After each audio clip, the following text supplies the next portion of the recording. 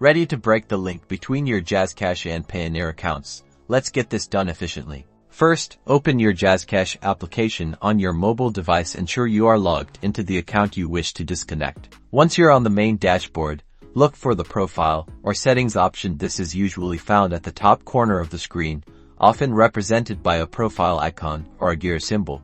Tap on Profile or Settings, and then navigate to the section that manages your linked accounts or payment methods. This might be labeled differently, but it will be where external services are connected. Within the linked accounts section, you should see your connected Payoneer account listed. Select the option to unlink, remove, or disconnect your Payoneer account. You will likely be prompted with a confirmation message to ensure you really want to remove this connection. Read this carefully, and if you're sure, confirm the action.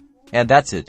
Your Jazzcash account is now successfully disconnected from your Payoneer account. This means you can no longer transfer funds directly between the two. Remember, if you ever need to reconnect them, you'll have to go through the linking process again within either application.